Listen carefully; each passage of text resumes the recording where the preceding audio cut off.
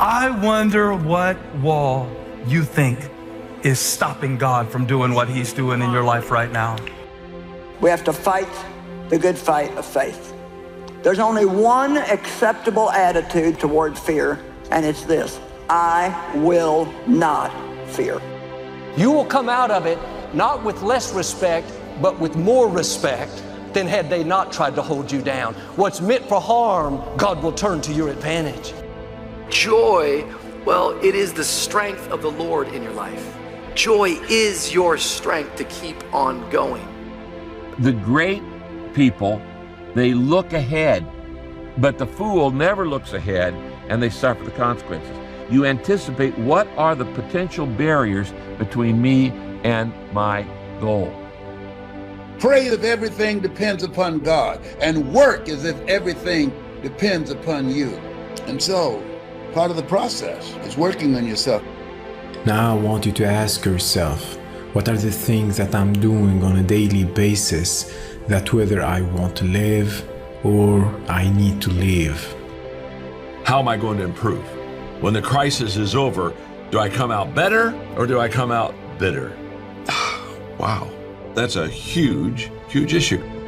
Drama and dysfunction is the orchestration and works of the devil. And when things are blessed, you purposely try and figure out a way to make it stressed.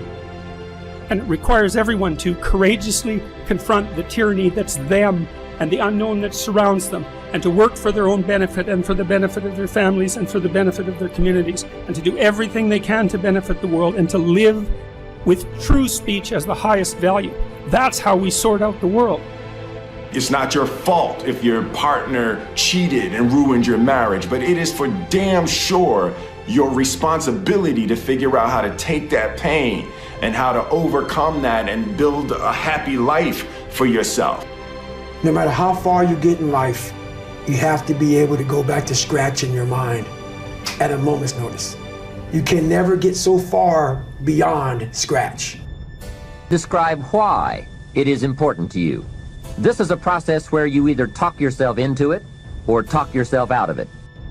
Question, are you gonna be defined by what stood against you or how you got over it? I'll tell you something right now. I want to find out what's on the other side of the wall, because people don't put up walls unless they're concerned about something on the other side. So whatever the devil has been fighting you with, I just wonder, why is he so threatened and worried about you getting through it? What's on the other side? I didn't say you'll never feel fear. Make sure that you understand what I'm saying. You will feel fear. But feeling fear and fearing are two different things.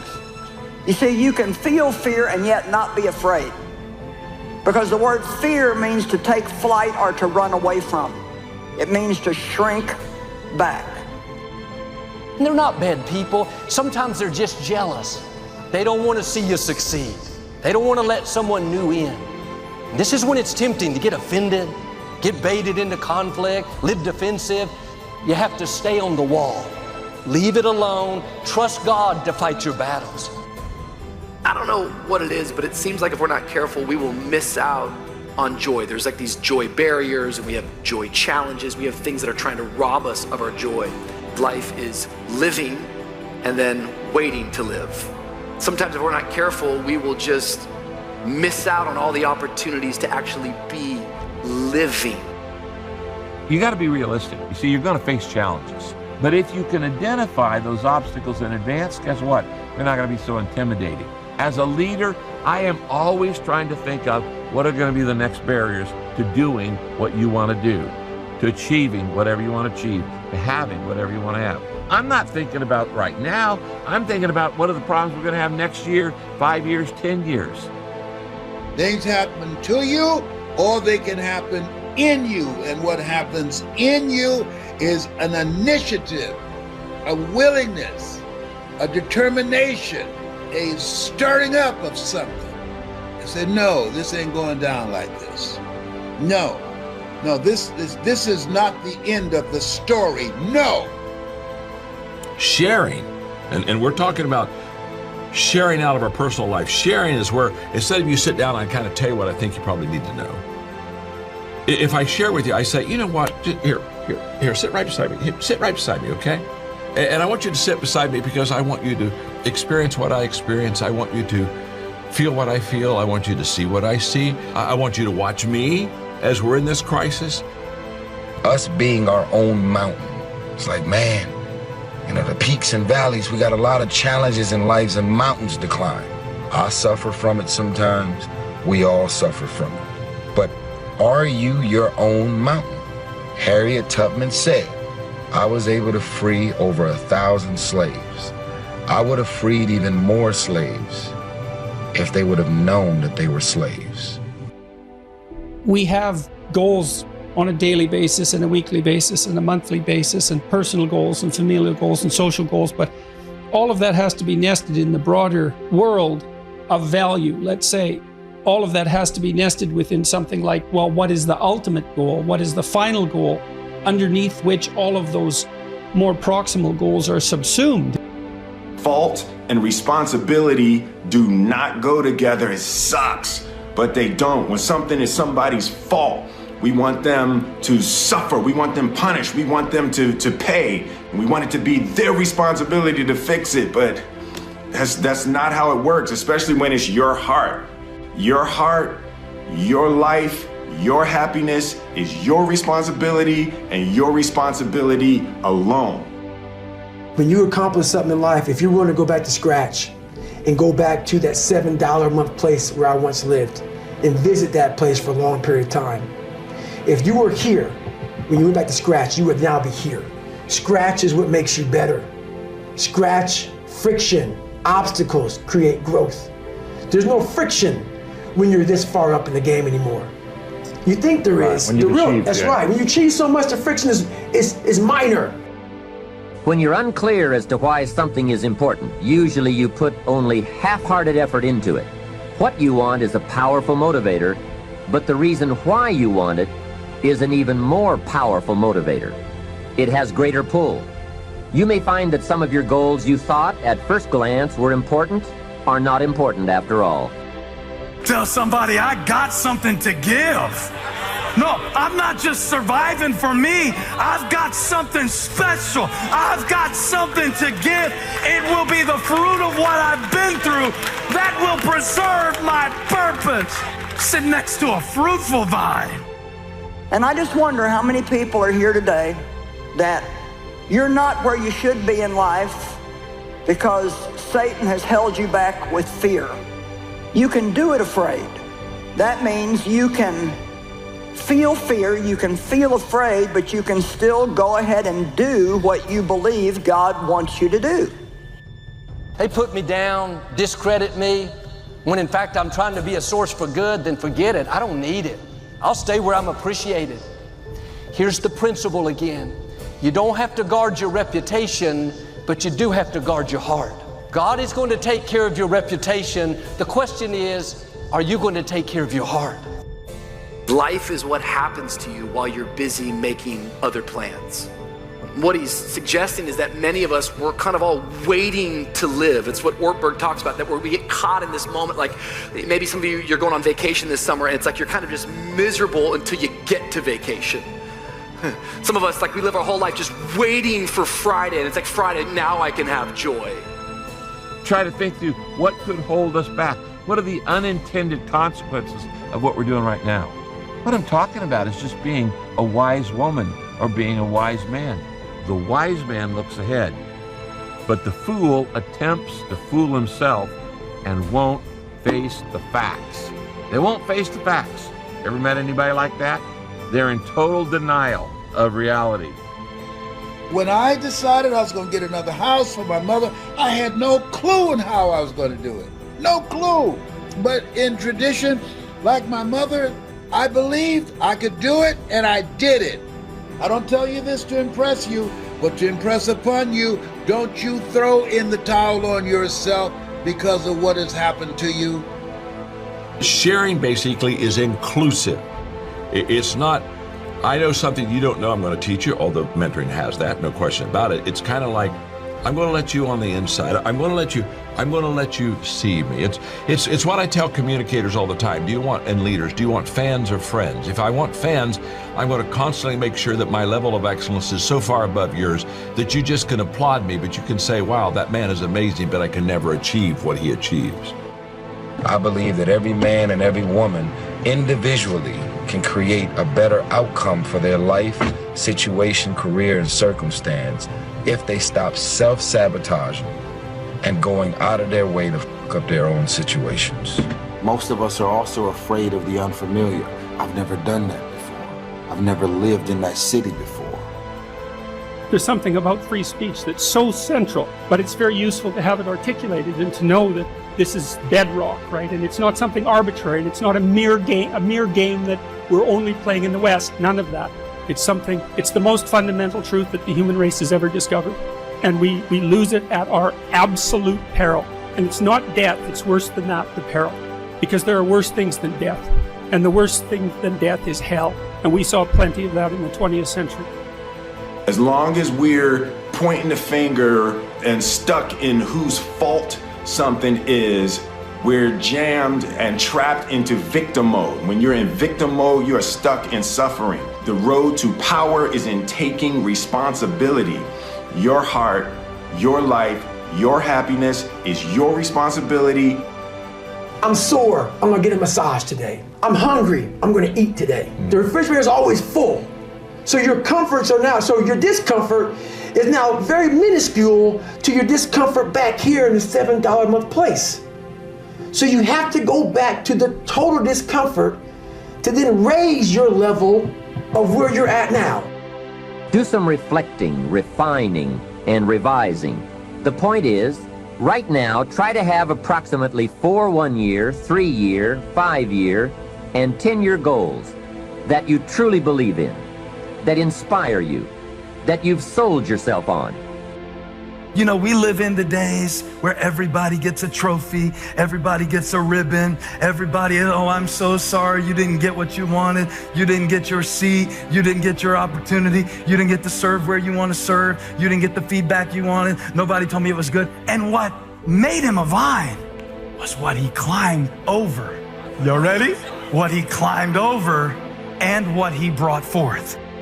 Fear not. And once again, that means to take flight or to run away from. I can't always do something about my feelings, but I can do something about what I do and what I don't do. Maybe I can't help it if I feel afraid, but I can make a choice to go forward anyway, no matter how I feel. I would hear the rumors. He's opportunistic. He's just in this for himself. He's trying to take advantage, questioning his motives, trying to discredit him. I knew him well. His heart was pure. He had great character, a person of integrity. You can have the best intentions, the purest motives, but there will always be people that try to cast doubt. I've seen that sometimes. I can be so waiting for a new moment or a new season that it will rob me of the joy I can have right now, today. I can be living today. The other day, I'm just gonna be honest with you. Like the other day, I'm going to my car. I wasn't late for a meeting. There wasn't something stressful taking place. There wasn't somebody in the hospital I was going to visit. I was just in a hurry. I don't remember anything else from the day but that, but somehow there's something inside of me that wants to rush through the motions. What berries? I don't see any berries out there. All they can see is I've got this great dream. Have you thought about it? It's going to take money. It's going to take contacts. It's going to take energy. It's going to take time. Things could go wrong in the economy. You could have a pandemic, you know, all those kind of things. He's saying this fourth step is to stop and go, why don't I have it already? And what could keep me from getting it? Ladies and gentlemen, there's some things that we don't have proof to verify our faith, to back up, to substantiate it. But we got to trust. We got to believe that some way, somehow, the Lord will make a way. I want to get perspective in the crisis. I want to make sure that we have reality, but we also have hope. It's okay. It's okay. We're going to make it. It's okay. It's okay. How do they mentor me? Well, the first thing, they give me perspective. Number two, they share out of their personal life.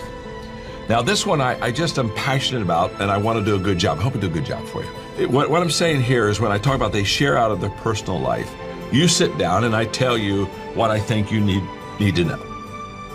I got all these gifts and all these talents. I'm so ambitious. I feel like there's no opportunities in this city, state, or country that I live in. So why the f do you still live there? If you want to get into model or anything in the fashion industry, the mecca of fashion and modeling is New York City. If you're trying to get into music, the mecca is Atlanta. To provide a definitive answer would mean that we would have to possess the classic attributes of God, at least his omniscience, to be able to finally answer, well, what is it all for? But we're still stuck with the necessity of identifying the highest level goal. And that's really the identification of that goal was exactly what our traditional religious structures were attempting to do.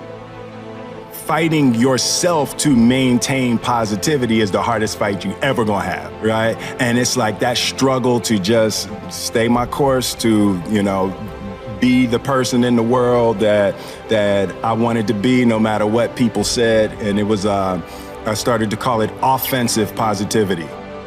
Whenever something bad would happen, that's the first thing they would do. The head drops, shoulders roll forward, they look down. That sends a direct message to your brain that I failed. I am a failure. That starts the downward spiral to being a failure. On that mountain, you can't ever recover. Your chin is not high because that shows that you're way too proud. Your chin stays here. Your shoulders stay nice and level. Your feet firmly on the ground.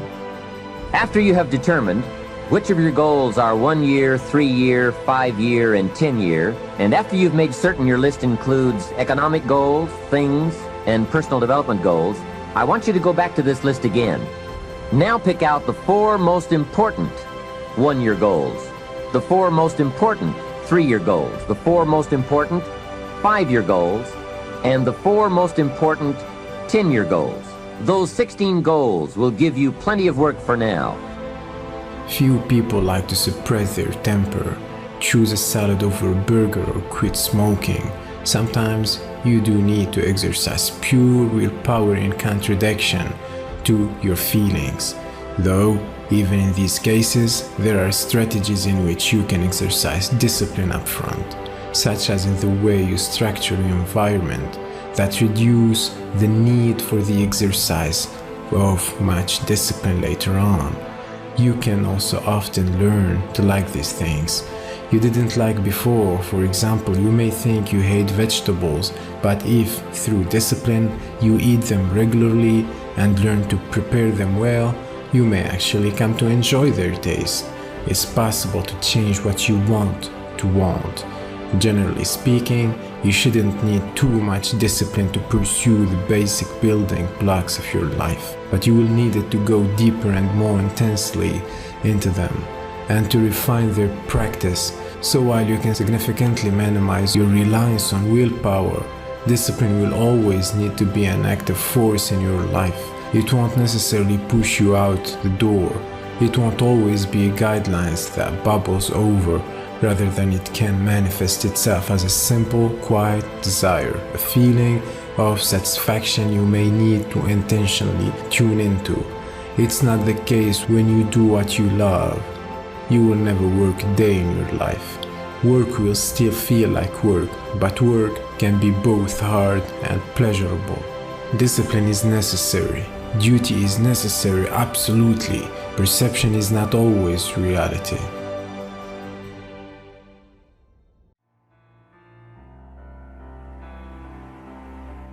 You gotta take a shot. You have to live at the edge of your capabilities. You gotta live where you're almost certain you're gonna fail. They left me, but God has somebody else for me. They hurt me, but God healed me. He's healing me right now. The Word of God is supposed to bring correction to us so we know how we can make progress in our life. If what they said could stop your purpose, they would be more powerful than God. Don't make the mistake in engaging in battles you're not supposed to engage in. Always be prepared. Someone say, be prepared. To give an answer to everyone who asks you to give the reason for the hope that you have. You set a goal, and then you determine your position. Where am I now? Next, he discovered a promise. And he asked, what promise from God can I claim? And I had to look at myself and ask myself, are you going to let this get the best of you? If you get up and you have something to say, and you say it stupidly, because of course you will, because what do you know, then other people will tell you where you're wrong. And then you can learn, right? And then everybody can think. If you have a bottom line, if you know your value, if you know what you're bringing to the table, then you never, ever should take less than what you know you're worth. When you get in a horrible situation in life, your mind, I call it my 1 second decision. When you get in a horrible situation in life, your mind immediately says, get the out of here. Everybody's does, even if you want to be there.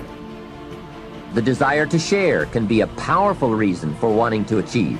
Some people do extremely well gathering up resources, so they can then be benefactors. Do they have a greatness that's bigger than their work?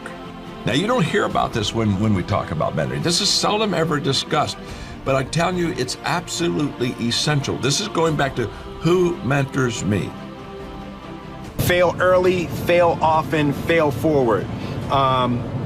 You know, it's always a little bit frustrating to me when people have a negative relationship with failure. Failure is a massive part of being able to be successful. You have to get comfortable with failure. You have to actually seek failure. Failure is where all of the lessons are.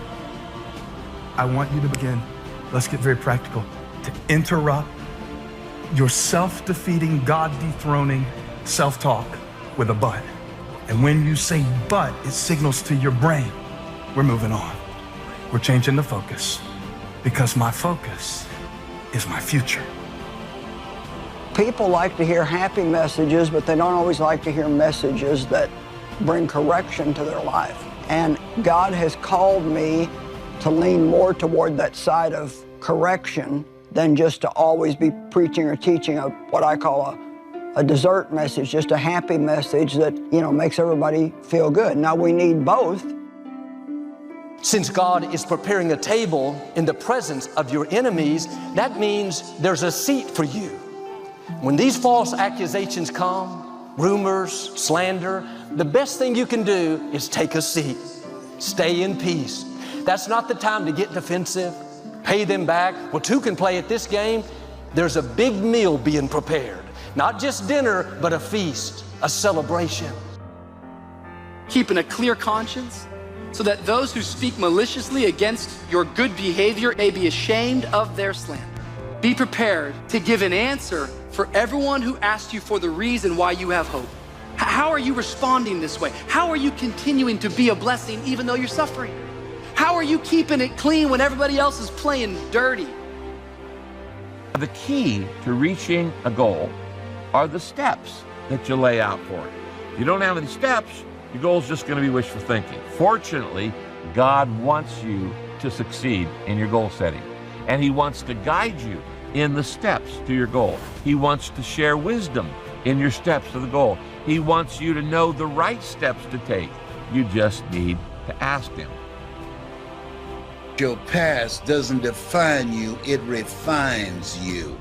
It refined me to become more powerful, to become more determined, to become more focused, to become more driven. And that's where you have to be when you're going through some stuff. You don't have time to give away your power to complaining, giving away your power to having a negative state of mind. No. Of course, people who are speaking freely are going to be offensive. I mean, have you ever had a serious discussion with anyone in your life? And I mean a serious discussion. I mean the sort of discussion you have when you're with your wife, when you're wondering whether your marriage is going to survive, or with your kids when they've done something that is really not in their best long-term interest. I mean a serious discussion. You can't even get off the ground without being offensive. You can't get off the ground without offending yourself in a conversation like that. You don't even want to admit how you feel or how you think to yourself. When it comes to relationships, when it comes to money, when it comes to opportunities, it's about staying humble And if you have a plan, you'll say, you know what?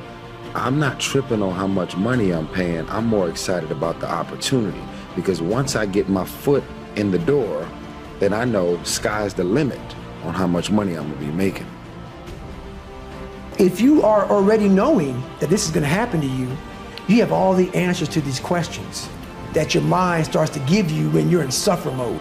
Let's say, for shits and giggles, I'm training for a 100-mile race, and I get to mile 50, and like everybody else, my mind gets soft. Why? Because I'm human. I'm not some damn, hybrid creature that was formed from the heavens above. No, not. Human. I suffer, I don't like it, I'm uncomfortable, I don't like it.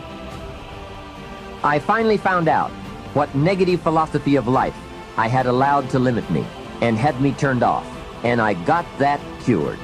Then I found a long enough list of reasons to turn me on, and once the lights went on for me at age 25, they have never gone out. I've fallen out of the sky a few times, but I've never lost that drive to do something unique with my life. I'm talking about their spirit, the persona maybe, but I think persona gets too wrapped up with charisma, and I don't like that because that's not where we're going here. Let me, I think I can illustrate it maybe better than even give you the right word. I had the privilege for about 12 years to be mentored by John Wooden. Life-changing. And he taught me incredible things. I just live everyday principles he taught me in leadership. And I said I was with a great teacher, but I was with a greater man than I was a great teacher. When you go to the gym and you work out, you're actually seeking failure. You want to take your muscles to the point where you get to failure, because that's where the adaptation is. That's where growth is. Successful people fail a lot. They fail a whole lot more than they succeed, but they extract the lessons from the failure and they use that wisdom to come around to the next phase of success. But God. That's how you break the chain. That's how you get set free to live beyond your feelings. That's how you break addiction, not just forgiveness, bitterness, blame. That's how you break any cycle in your life. You have got to interrupt it every time it happens. Even if you weep 5 times to get there, every time if you weep 5, you worship 5. Unless we succeed at being ourselves, we are never going to be truly happy in life. I want to ask you a question. Who is they? It's amazing how many times we say, well, they say, well, they think. And we end up wearing hairstyle they say is what we should do right now, or whatever clothing style they say we should wear. We let they run our life and we don't even know who they are. Now there's a seat there for you. There's a place at this table where God is going to honor you in front of those that have taught, show you favor in front of those that have made fun, promote you in front of those that tried to push you down. God is not going to vindicate you in private, He's going to do it in public. So the very ones that treated you the worst, with contempt, mischaracterized, they will see you promoted. How do you remember the Lord is watching even when you can't see Him? How is it that you're operating not in fear, but you're operating in faith? You need to be prepared.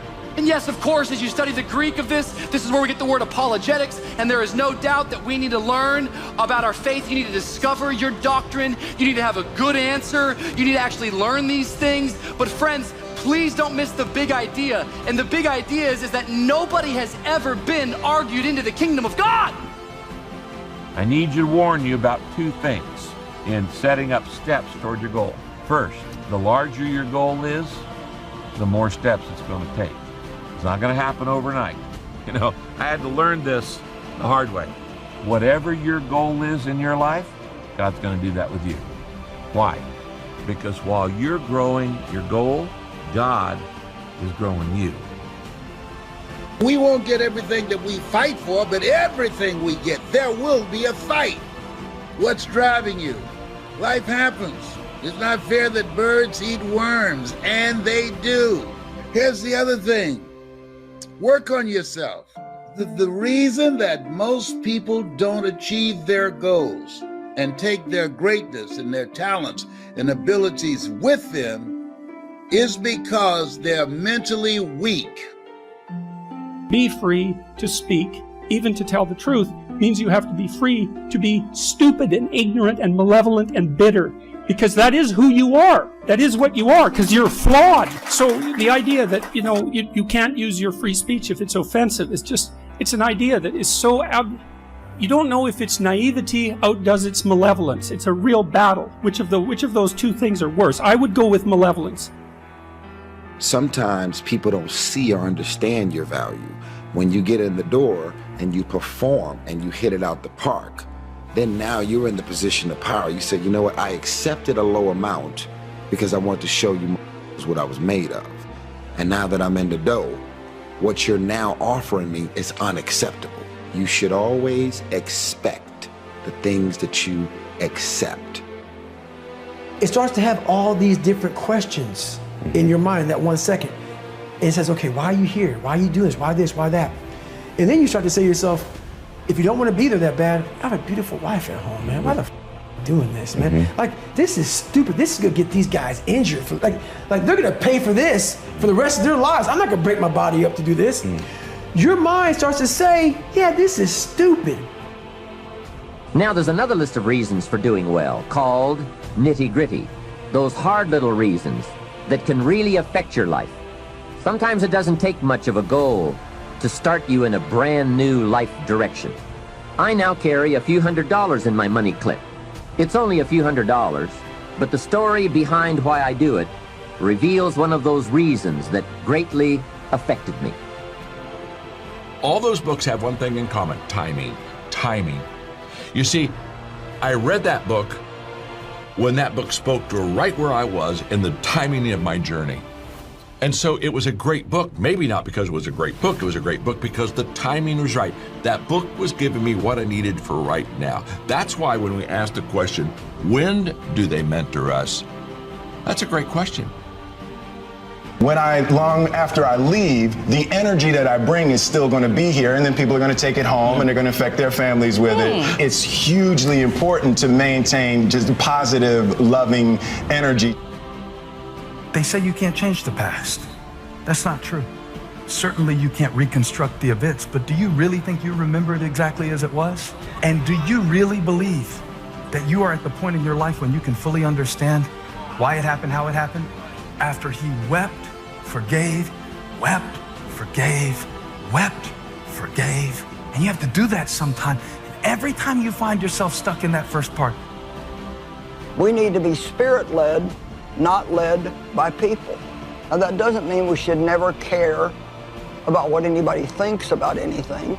There are standards that we want to live by so people don't judge us and criticize us. But to be honest, if you let other people run your life, there's always going to be somebody who has an opinion about whatever you do, no matter what it is. If you're taking matters into your own hands, upset, thinking about what they said, then you're going to miss the dinner. You're going to miss the promotion that God has for you. And it's easy to get all riled up, bent out of shape. Don't fall into that trap. Your reputation is in God's hands. There's nothing people can say, nothing they can do that can keep you from your purpose. When I read this, and it says, be prepared to give a reason for the hope that you have, what I understand is that God, who has a bigger vantage point, and God who's telling a bigger story, and God who says all things work together for good for those that love and trust Him, I understand that every time I go through a season of suffering, suffering is creating a stage. God is much more interested in what you're becoming than what you accomplish. Why? Because when you go to heaven, you're not taking any of your accomplishments. What you're taking with you is your character. So you need to realize that the bigger your goal is, the longer it's going to take, and there will be pacing over a period of time. Here's another thing you need to remember. In order to build your faith, God wants to build your faith. This is a time that you have to have an optimistic mindset that things are going to get better for me. That's what you got to say. I say that in the morning when I get up. Lord, whatever I face today, together you and I can handle it. Somebody said the other day, oh, I did not know. They called me. I did not know you were dealing with cancer. I feel so sorry. Baby, no, don't feel sorry for me. You need to feel sorry for the cancer. If you think you can have a difficult conversation without offending people, all that means is you're not having a difficult conversation. Because, well, an easy conversation, by definition, no one gets upset about that. There's no real problem. There's no real disagreement. There's no real world problem to be solved. It's just trivial. It's like discussing, last night's sports event. There's nothing to it. You've made me feel like me disrespecting you and coming at you the way I do is acceptable. You have accepted my disrespect. So it's expected of you to continue to receive this disrespect. Anything I want to unleash on you, it is expected of you to accept it. So why are you trying to act like you got a problem with it now? When you've made me feel like everything I do, you've made me feel like, you know what, it's acceptable. So my mind starts to get weak, and we start to forget about how badass we are. I call that the cookie jar, but it's not about the cookie jar right now. This is about self-talk. But the cookie jar kind of goes to self-talk too. Yeah. It's a piece of it. So basically what I do here is you have to make sure that your mind doesn't become spastic. I don't want to live like this anymore. I've had it with being broke, and I've had it with lying. I've had it with being embarrassed over not having any money in my pocket. I promised myself that day that this would never happen again. I picked a day and an amount, and I said, I'll never carry less. That's mentoring that changes life. When do they mentor me? Great question. If you were in my home office, there's a couple shelves of books. And those books are books that have marked my life. They are there on purpose because at some time in my life, I read them, they marked me, they changed me. All those books over there that marked my life, there's one word that keeps all of them on the shelf together, and that word is timing. Be fearless. Fearless people don't deny that they are sometimes afraid. They simply understand that fear doesn't go to sit in the driver's seat anymore. Instead of being driven by fear, they are driven by passion, courage, and a sense of adventure. They understand that life is short, and they intend to savor every single moment of it. A fierce sense of fearlessness often happens at the start of any glow-up. The fearless don't ask themselves, what if I fail? They ask, what if I succeed? They dare to imagine that life favors the brave. You either walk inside your story and own it, or you stand outside your story and hustle for the worthiness. Also, you need to be vivid. It wouldn't be a glow-up without a dash of boldness. When we overcome seemingly unsurmountable obstacles, we're filled with a sense of confidence and euphoria. Perhaps we've lived black and white lives, leashed of color and joy. Surviving tough times can remind us of how grateful we are to be alive. We bring that sense of vividness into our lives. We're stronger, bolder, louder, and prouder. You won't find any shrinking violets or wallflowers here. My mission in life is not merely to survive, but to thrive, and to do so with some passion, some compassion, some humor, and some style. Have you ever felt like your mind is a hamster wheel, spinning endlessly but going nowhere? You replay conversations, second-guess decisions, and before you know it, hours have passed, and you're still stuck in the same place. If overthinking has ever kept you trapped, it's time to hit the brakes and shift gear into action. Welcome to today's video, where we will uncover how to break free from the overthinking trap and start moving forward together.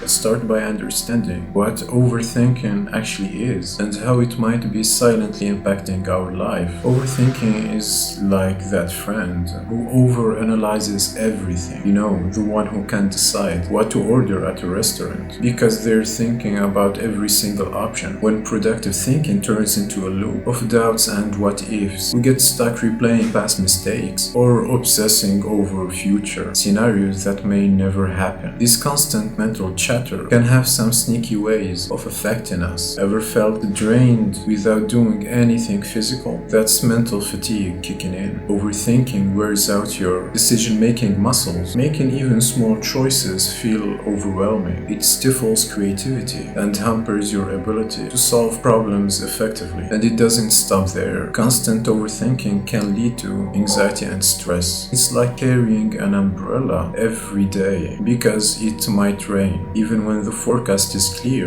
This habit traps us in a loop of negative thoughts, making it hard to feel genuinely happy or relaxed. And believe it or not, overthinking can mess with your body too. Trouble sleeping because your mind will not shut off, frequent headaches, or muscle tension. These can all be physical signs of a mind in overdrive. One of the biggest pitfalls we face is paralysis by analysis. We spend so much time analyzing situations that we become unable to make any decision at all. Opportunities slip by because we're caught up in the what ifs instead of embracing why nots. Imagine missing out on a dream job because you overthought the application process. It's a trap many of us fall into, but there is a way out, of course. So why do we overthink? Understanding the root causes can help us tackle the issue head on. At the core, overthinking is often driven by fear. Fear of making the wrong decision, fear of failure, or fear of the unknown. It's like standing at the edge of a diving board, hesitating to jump because you're not sure how deep the water is. Then, of course, there is perfectionism. Society often tells us that we need to be flawless, setting unrealistically high standards. This quest for perfection can paralyze us. We become so focused on making the perfect choice that we end up making no choice at all. Our past experiences also shape our present thoughts. If you faced failures or traumas before, it's natural to be cautious. Sometimes, though, we let these past events cast long shadows over our current decisions, causing us to overanalyze every possible outcome. In today's world, we're bombarded with information, with so many options, and options at our fingertips. And the paradox of choice kicks in. More options can lead to more stress and indecision. It's like scrolling through endless movie titles on a streaming service and not being able to pick one to watch. We've all been there, right? Alright, now enough about the problem. Let's talk solutions. How can we quiet our minds and break free from overthinking? Mindfulness is a great place to start. It's all about being present in the moment. It sounds simple, but it takes practice. Begin with deep breathing exercises. Inhale slowly through your nose, hold for a few seconds, and exhale through your mouth. This helps center your thoughts and reduces anxiety. And even a few minutes of meditation each day can make significant difference. Now move on to setting mental boundaries. Setting mental boundaries also can help. Try allocating a specific worry time each day. Maybe 15 minutes in the morning, maybe 15 minutes in the evening. When anxious thoughts pop up outside that time, remind yourself that you will address them later. And when you catch yourself spiraling, use a visual cue or a phrase like stop to interrupt the pattern. It might be a bit silly at first, but it's surprisingly effective. Often overthinking is fueled by negative assumptions. Identifying these thought patterns is key. Ask yourself, are you assuming the worst case scenarios? And once you recognize these tendencies, you can challenge and reframe them into more positive or realistic thoughts. Exercise is another fantastic way to break the cycle. Physical activity releases endorphin, the body's natural mood lifters, whether it's jogging, martial art, or just dancing around your living room, because moving your body helps clear your mind and reduces stress. Sometimes talking things out with a friend, with a trusted friend or family member can provide clarity. They might offer insights you hadn't considered or simply be a sounding board to help you process your thoughts. And if overthinking is significantly impacting you and your life, don't hesitate to seek professional help. Therapists can provide strategies tailored specifically to your situation. And remember, asking for help is a sign of strength, not weakness. And now that we've got tools to calm the mind, let's let's focus on turning the thoughts into actions. Start by defining what you want to accomplish. Use the SMART goals framework. Make your goals specific, measurable, achievable, relevant, and time-bound. Instead of saying, I want to get fit, set a goal like, I will jog for 30 minutes 3 times a week for the next month. This gives you a clear target to aim for. And remember, perfection is an illusion. Focus on making progress, no matter how small. And mistakes aren't failures. They are learning opportunities. Did you know that Thomas Edison made thousands of unsuccessful attempts before inventing the light bulb? Each failure was a step towards success. Adopting a progress over perfection mindset can free you from the fear of making mistakes. Also, building momentum through small actions can make a big difference. For example, if you're overwhelmed by a big project, break it down into small tasks. Completing these tasks creates a sense of accomplishment and motivates you to keep going. Keep yourself on track by monitoring your progress. Use a journal or app or even a simple to-do list, and sharing your goals with someone else can also provide accountability. Maybe find a friend with similar objectives and support each other along the way. And don't forget to celebrate your achievements, no matter how minor they may seem. Finish the task you've been reading. Treat yourself to something enjoyable, a favorite snack, a relaxing bath, or an episode of your favorite show, because celebrating keeps you motivated and makes the journey enjoyable.